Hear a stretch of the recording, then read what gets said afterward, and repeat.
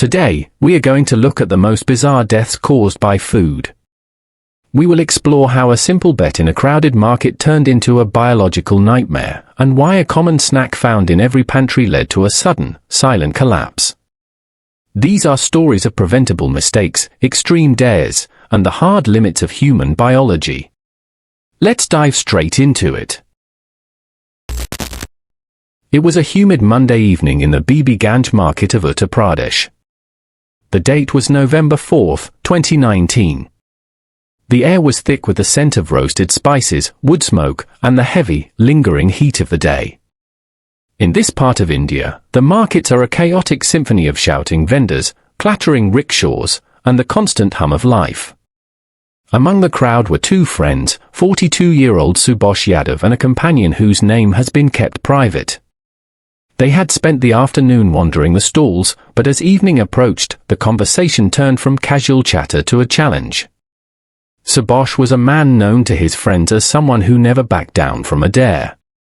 In the middle of the crowded market, a bet was placed, 2,000 rupees, roughly $28, to the man who could consume 50 hard-boiled eggs in one sitting. To the casual observer, it seemed like a harmless, if eccentric, test of will. The friends approached a local food stall where a vendor was selling fresh eggs. The vendor began peeling them, stacking the white, rubbery spheres on a plastic plate. What Subhash didn't realize, and what the cheering crowd couldn't see, was the biological trap he was setting for himself.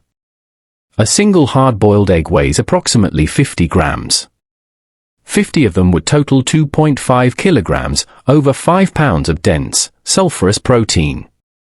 As Subhash began to eat, his stomach began to stretch beyond its natural capacity, pressing against his diaphragm and restricting the very air he needed to breathe. The mistake went unnoticed. The crowd cheered as the first 10 eggs disappeared. By the 30th egg, the atmosphere changed. The laughter from the onlookers grew quieter, replaced by a tense curiosity. Subhash's face was flushed, sweat beaded on his forehead, mixing with the dust of the market. His movements became slow and mechanical. He reached the 40th egg. His body was sending urgent distress signals, nausea, sharp abdominal pressure, and a racing heart. But the prize was within reach. He finished the 41st egg. As he picked up the 42nd, his hand trembled. He took a bite, and suddenly, his eyes rolled back. Without a sound, Subhash collapsed, hitting the dirt floor of the market as the half-eaten egg rolled away. The vendor froze in shock. The cheers turned into screams for help. Bystanders scrambled to lift Subhash's limp body into a vehicle. There was no time for an ambulance in the gridlocked traffic of Uttar Pradesh. As they rushed toward the Sanjay Gandhi Postgraduate Institute of Medical Sciences, Subhash's breathing became ragged and shallow. Doctors in the emergency ward saw the signs of acute gastric distension immediately. His abdomen was rock hard. When a person overeats to this extreme, the stomach can actually compress the large blood vessels, including the vena cava, reducing blood flow to the heart. This leads to a catastrophic drop in blood pressure and a surge in toxins. Nurses worked frantically to stabilize him, but the sheer volume of food had caused a massive internal blockage that interfered with his neurological functions. Despite hours of resuscitation attempts and emergency intervention, Subhash Yadav never regained consciousness. He was pronounced dead late that night. The official cause: severe complications arising from extreme overeating. News of that egg bet death traveled quickly, serving as a grim reminder of the dangers of competitive eating. What started as a 2,000 rupee challenge ended in a funeral. For the friends who stood in that market, the sight of a simple egg would never be the same again. It was a tragedy born not from malice, but from a preventable mistake, a dare that ignored the hard limits of human biology. If you enjoy stories like this, subscribe and comment where you are watching from. While the case in Uttar Pradesh was a tragedy of immediate physical limits, our next story explores a much more insidious threat, a microscopic invader hidden within a common garden creature. It began not in a crowded market, but at an ordinary backyard party in Sydney, Australia. The year was 2010. Sam Ballard was 19 years old, a charismatic and talented rugby player with a promising future ahead of him. He was known for his athletic build and his easygoing, adventurous spirit. On a cool night in the Sydney suburbs, Sam was sitting with a group of friends, drinking red wine and enjoying the typical energy of a weekend gathering. The atmosphere was light, filled with the sounds of music and laughter. As the night progressed, a common garden slug began crawling across the concrete patio. In the spirit of the party, a dare was issued. It was a moment of light-hearted bravado, the kind of impulsive challenge that happens 1,000 times at parties around the world. Sam, wanting to entertain his friends, picked up the slug and swallowed it. At the time, it seemed like nothing more than a gross-out prank, a story to tell the next morning. But hidden within that small, slimy creature was a parasite known as Angiostrongylus cantonensis, more commonly called the rat lungworm. The mistake went unnoticed for days. Sam initially felt fine, but soon, he began complaining of severe pain in his legs. It wasn't MS, which is what my husband had, but they cleared him all from that, and that's when he said, when we were walking him down to the ward, he was in a wheelchair, and he said, I had a slug, could it be that? And I went, no one gets sick from that. He was worried, but no one immediately connected the symptoms to the slug. As the days passed, the pain intensified, and he began to experience weakness and a strange, creeping numbness. What his friends didn't know was that the parasite had traveled from his digestive tract into his bloodstream, eventually crossing the blood-brain barrier. In most cases, the human immune system can fight off this parasite, but in rare and devastating instances, it penetrates the central nervous system. Sam was diagnosed with eosinophilic meningoencephalitis, a rare form of meningitis. His brain began to swell, and as the inflammation took hold, he slipped into a coma. That coma would last for 420 days. When Sam finally woke up, the world he returned to was unrecognizable. The once athletic rugby player was now a quadriplegic. The parasite had caused extensive brain damage, leaving him unable to move his limbs or speak without significant effort. He required 24-hour care, his life now defined by hospital visits, specialized equipment, and the constant support of his devoted mother and friends. For the next 8 years, Sam's life was a battle of endurance. The vibrant teenager had been replaced by a man trapped within his own body, yet those who knew him said his spirit remained. He communicated through a tablet and continued to follow his beloved rugby team, showing a level of resilience that touched the entire nation of Australia. However, the complications from such a severe neurological injury are relentless. The body's systems, weakened by years of immobility and infection, eventually reach a breaking point. In November 2018, 8 years after that single, impulsive dare at a backyard party, Sam Ballard passed away in a Sydney hospital, surrounded by his family. His final words to his mother were, "I love you." The story of Sam Ballard became a global warning, a chilling example of how a microscopic parasite and a split-second decision can fundamentally alter the course of a life. It wasn't the food itself that was the killer, but a hidden passenger that turned a prank into a decade-long tragedy. If the story of Sam Ballard reminds us of the hidden dangers in nature, our next case illustrates how the body can quite literally tear itself apart when pushed to its sensory limits. It brings us to a local restaurant in California in 2016, where a 47-year-old man sat down for what he thought was a standard test of endurance. The air inside the diner was thick with the sharp, acidic sting of capsaicin. A crowd had gathered to watch a ghost pepper eating contest, a popular trend in the world of extreme food challenges. The ghost pepper, or Jolokia, was once rated as the hottest chili in the world, measuring over 1 million Scoville heat units. To put that in perspective, it is roughly 400 times hotter than Tabasco sauce. The contestant, whose identity remains private in medical journals, was presented with a burger slathered in a thick, concentrated ghost pepper puree. He took the first bite and then another. To the onlookers, it looked like a typical display of heat-induced distress, sweating, redness in the face, and gasping for water. But as the spice hit the back of his throat and entered his stomach, a violent biological chain reaction began. The brain, sensing a massive chemical burn, triggered an intense, involuntary rejection reflex. The mistake went unnoticed by the cheering crowd. The man began to retch with such extreme force that his body entered a state of internal trauma. This wasn't ordinary vomiting, it was a series of violent, explosive spasms as his diaphragm tried to purge the irritant. In the midst of these heaving fits, he felt a sudden, agonizing snap deep within his chest. He collapsed, clutching his torso, unable to catch his breath. What had occurred was a rare and terrifying medical emergency known as Behave syndrome. The pressure within his digestive tract had become so immense that it forced a 1-inch tear directly through the wall of his esophagus. The scene shifted from a restaurant floor to the back of an ambulance. When he arrived at the emergency room, doctors were met with a patient in critical condition. His chest was filled with air, fluid, and food debris that had leaked out of the hole in his throat and into the space around his heart and lungs.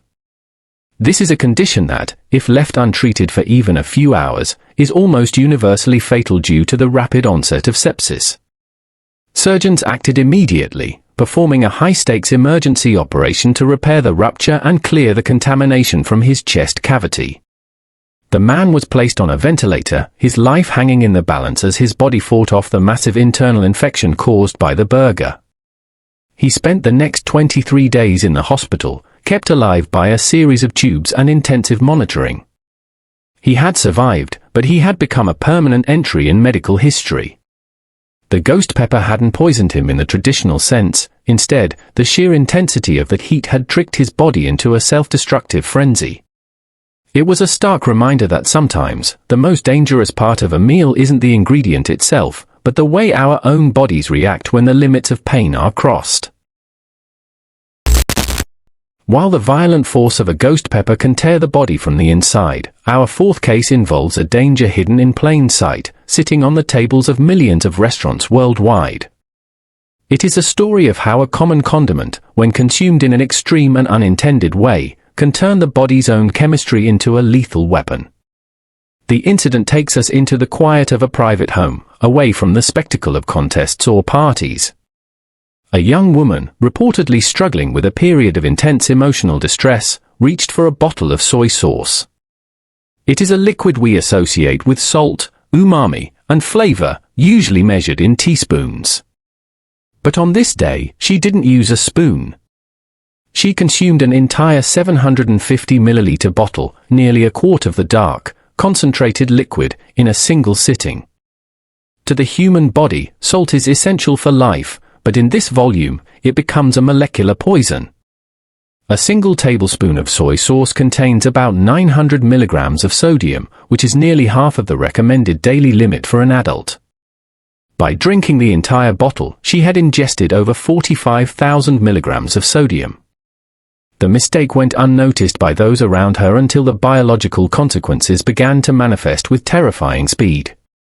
As the salt entered her bloodstream, it triggered a process known as osmosis on a catastrophic scale. In an attempt to balance the extreme concentration of sodium in her blood, the body began to pull water out of its own cells. The first and most vulnerable organ to be affected was her brain. As the brain cells were stripped of their water, they began to shrink and pull away from the skull, causing microscopic tearing and internal bleeding. This is a condition known as severe hyponatremia. Within a short time, the woman began to experience tremors and then fell into a deep, unresponsive coma. Her family found her and rushed her to the emergency room, where doctors were met with a medical phenomenon they had never seen before. When her blood was tested, the results were staggering. Her serum sodium level was recorded at 187 millimoles per liter. To put that in perspective, a normal level is around 140, anything above 160 is considered a life-threatening emergency. This was the highest sodium level ever documented in a living person. The medical team worked with surgical precision. They couldn't simply flush her system with pure water, as doing so too quickly would cause her brain to swell and potentially explode, a reverse effect just as deadly as the first. They had to carefully administer a mixture of water and sugar through a feeding tube to slowly bring her levels down over the course of several days. Despite the doctor's success in stabilizing her sodium levels, the damage was extensive. The extreme dehydration of her tissues had led to pulmonary edema, a condition where fluid fills the lungs, and significant neurological trauma.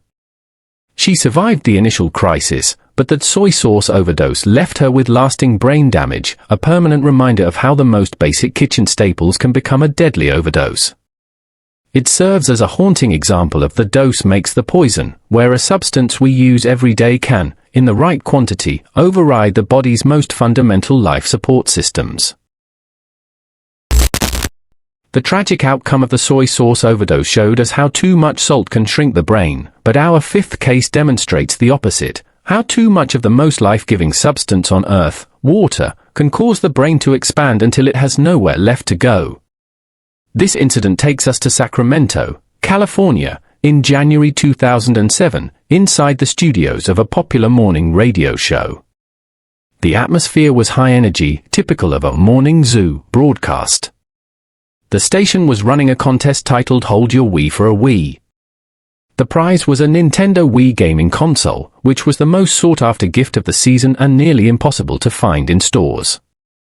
Among the contestants was 28-year-old Jennifer Strange, a mother of 3 who wanted nothing more than to win the console for her children. The rules were deceptively simple. Contestants had to drink 8-ounce bottles of water every 15 minutes without urinating. To the casual listener, it sounded like a harmless test of willpower. But as the hours passed, the challenge moved from uncomfortable to lethal. Jennifer and the other contestants were filmed drinking massive quantities of water, nearly 2 gallons in a single morning. What the radio hosts and the contestants didn't realize was that they were bypassing the body's primary filtration system. The human kidney can only process about 800 to 1,000 milliliters of water per hour. By forcing down much more than that, Jennifer was diluting the sodium in her blood to a critical level. The mistake went unnoticed by the laughing DJs, even as Jennifer complained on air that her head felt like it was going to explode. Biologically, the water had nowhere to go but into her cells to try and balance the salt levels. While most cells in the body can stretch, the brain is trapped inside the rigid, unyielding bone of the skull. This is the onset of hyponatremia, or water intoxication. As Jennifer's brain cells absorbed the excess water, they began to swell, pressing against the interior of her cranium. This pressure cuts off blood flow and begins to crush the brain stem, which controls vital functions like breathing and heart rate. After the contest ended, even though she didn't win, Jennifer called her supervisor at work, saying she felt terribly ill and was heading home. She was found a few hours later by her mother. She had collapsed and passed away in her home. The autopsy confirmed she had died from water intoxication. The Hold Your Wii for a Wii contest became a landmark case in media ethics and personal injury law, resulting in a $16 million settlement for her family.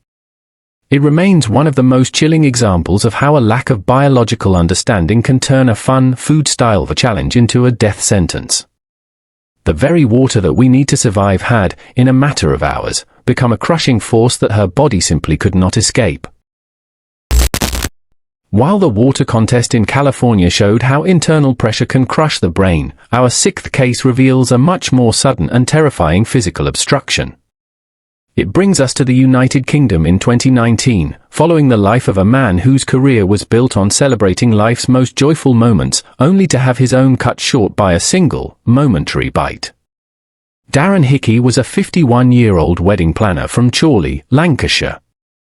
He was a man known for his meticulous nature, his warmth, and his professional dedication to making sure every detail of a couple's big day was perfect. On a quiet afternoon in April, Darren was at a local venue, checking in on the preparations for an upcoming event. As he walked through the kitchen, a chef offered him a small, freshly fried fish cake to taste, a routine part of a wedding planner's day. The kitchen was busy, filled with the sounds of clinking silverware and the heat of industrial ovens.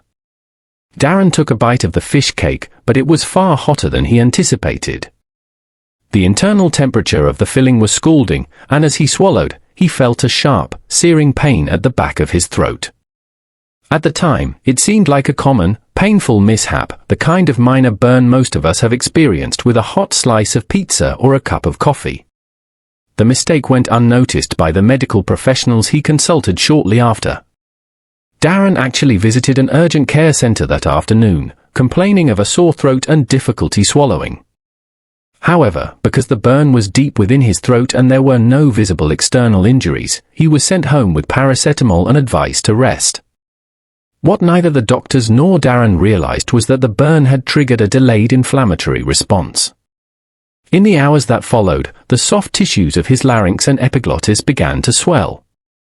This is a physiological process known as thermal injury edema.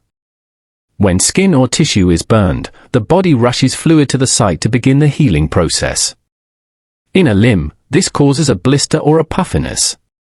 But inside the narrow passage of the throat, there is no room for expansion. By the time Darren arrived back at his home, the swelling had reached a critical mass. As he tried to rest, his airway, already narrowed by the inflammation, began to close entirely. He was found by his partner, gasping for air and unable to speak. The very passage that allowed him to breathe had become a sealed valve. Despite the arrival of paramedics and their frantic efforts to perform an emergency tracheotomy or clear the obstruction, the swelling was too severe. Darren Hickey passed away that evening from asphyxiation. During the inquest, the coroner described it as an incredibly rare and truly tragic accident. It wasn't the ingredients of the fish cake that were lethal, nor was it a lack of care. It was the simple, extreme temperature of the food and the body's own healing mechanism that turned a routine tasting into a fatal obstruction. It remains a haunting reminder that the most mundane moments can, under the right conditions, become a race against a clock we don't even know is ticking. While the tragic death of Darren Hickey showed how the heat of a single bite can close an airway, our seventh case involves a far more chaotic struggle for breath. It takes us to the humid night air of Deerfield Beach, Florida, in October 2012, where a crowd had gathered for a spectacle that promised prizes, but delivered a nightmare. The event was a Midnight Madness contest held at a local reptile store. The prize was a high-end python, and the challenge to win it was simple: eat as many insects as possible in a set amount of time. Among the dozens of participants was 32-year-old Edward Archbold. Edward was an outgoing, energetic man who had spent the evening joking with other contestants, seemingly unfazed by the buckets of live creatures sitting on the tables before him. The store was packed, the air thick with the smell of sawdust, terrariums, and the nervous sweat of the competitors. The bins contained a variety of insects, including giant disco cockroaches and wood roaches, creatures that can grow up to 2 or 3 inches in length. As the timer started, the crowd erupted into cheers. Edward began to consume the insects with incredible speed, grabbing them by the handful and swallowing them whole to gain an edge over the competition. What the onlookers saw as a winning performance was actually a mechanical disaster in the making. Insects like these possess hard, chitinous exoskeletons and multiple spiny legs designed to grip surfaces. In his rush to win, Edward was not chewing the insects, he was essentially packing his esophagus with solid, irregular shapes. The mistake went unnoticed as Edward was declared the winner, holding up his hands in victory while the crowd roared. But seconds after the cheering stopped, the atmosphere shifted. Edward stepped outside the store and began to lean against a wall. He wasn't just nauseated, he was struggling. He began to vomit, but because of the volume and the physical structure of what he had consumed, the material didn't just exit his body, it became lodged. Biologically, when we vomit, the epiglottis is supposed to protect our airway. However, when the material being expelled is composed of large, solid, and jagged parts, like the wings and legs of dozens of giant roaches, it can create a bolus or a plug. In the chaos of the moment, parts of the insects were inhaled into his airway. This is known as aspiration. Edward collapsed on the sidewalk.